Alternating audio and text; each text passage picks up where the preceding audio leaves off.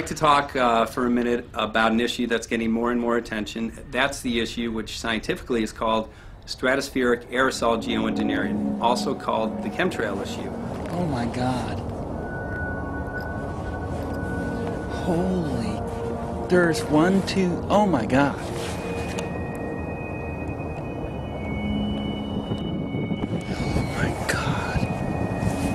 Could a strange substance found by a southwest Arkansas man be part of a government test?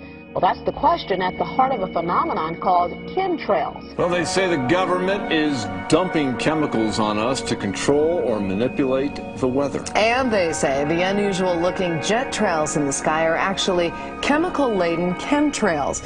The survival of the human race, literally, is at stake. The physical survival, the level of health that people will enjoy, the survival of the planet. If you're concerned about the environment, this is your issue.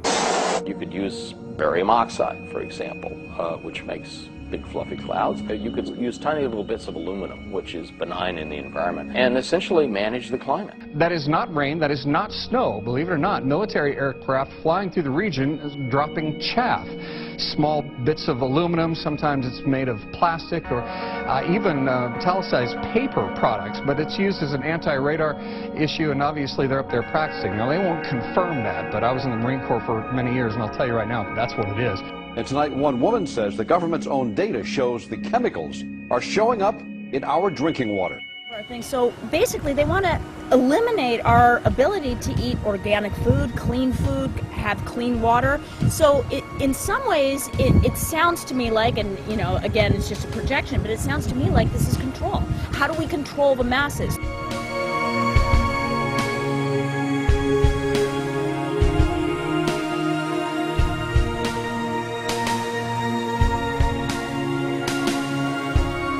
Just clarify, so 10 megatons of aluminum dumped into the atmosphere would have no human health impact. So let me be more careful here. Let's separate out the toxicological, so the aluminum we've only begun to research and publish nothing. There was mason jars, and they were brand new, sterilized, and that's what we catch the rain in. Mm-hmm. And then there was a HEPA filter that we tested the air with. Okay, so you caught rain and then you basically filtered air. What did you find? Aluminum and barium.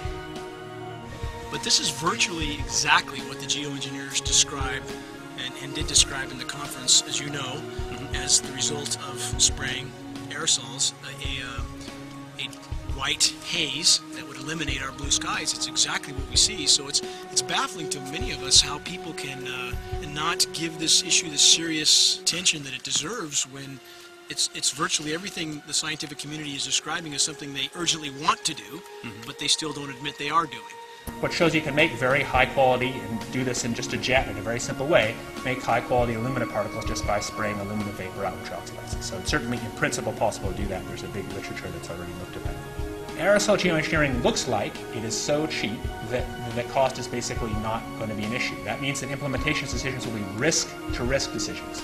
The risk of doing it against the risk of not doing it. And it makes the problem of how we govern it fundamentally harder and different and novel.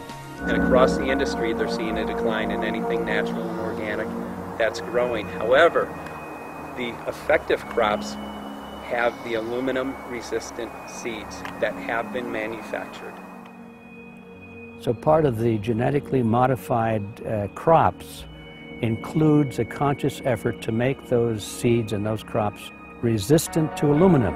Is that what you're saying? That's the only thing that survives. Well, this is not an accident. No, it's not. So those people know what's going on.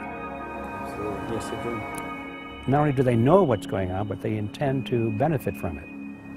They already are. They've been. That somebody is spending a lot of money and effort to spray the planet.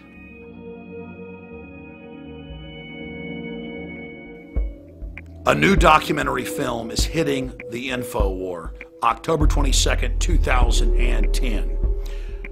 For more than 15 years, I've been studying aerosol spray campaigns, weather modification.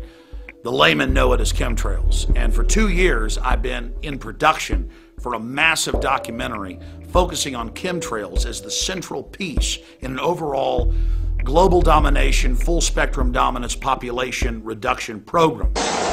Until the mid-1990s, jet aerosol spray did not persist. It didn't stay there.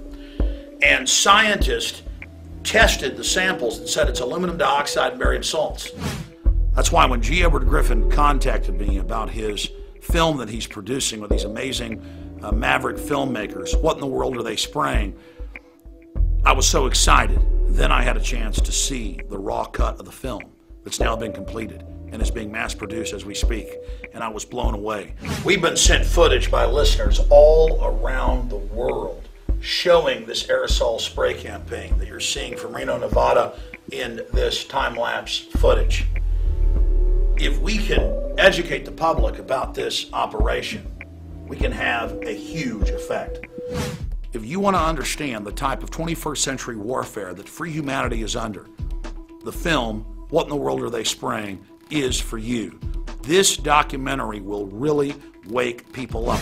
And that's why I'm very excited to be involved with this production at the level of promotion. I want to ask everybody to pre-order What in the World Are They Spraying at Infowars.com so you'll get it first when we ship it out October 22nd, 2010.